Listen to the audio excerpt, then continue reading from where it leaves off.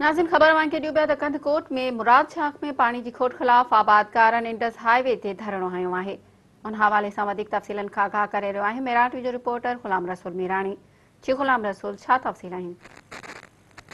जी बिल्कुल ही आबादगारन जो मुरादबाद शाख में पानी की खोड़ खिलाफ मुसलसल टियों भेरो एहतजाज जो सिलसिलो वो जारी है। उन्होंने अज भी धरणो हली हाणी इंडस हाईवे से रोड ब्लॉक करे छॾियो आहे ऐं रोड ब्लॉक हुजण जे करे जेकी ईंदड़ वींदड़ गाॾियूं आहिनि उहे बीठियूं आहिनि। आबादगारन इंडस हाईवे ते टायरनि खे बाहियूं ॾेई करे जले इंतजाम समेत एरीगेशन अमले खिलाफ़ उन्होंने शदीद नारेबाज़ी भी कई है। आबादगारन मुराद अलीसन बेंद जो चवण हो त ज़मीन से गुजारो करे छॾियो आहे, पर 1 महीनो थी चुको है मुराद शाख से पानी चुको भी न पहुची सघियो आहे, जंहिं सबब बेजारो वो सड़ी वियो आहे ऐं लखे रुपए जो वो नुक़सान थिए पियो ऐं हज़ारे जरे जी ज़मीन है उहा बंजर वो बणिजी रही है। उन्होंने इल्ज़ाम हंदे चयो त एरीगेशन अमलो पानी रिश्वत एवज बहासरन के विकिरो करे रहिया आहिनि, जेके मच्छी के फार्मनि ऐं पंहिंजी ज़मीननि खे पानी पहुचाए रहिया आहिनि।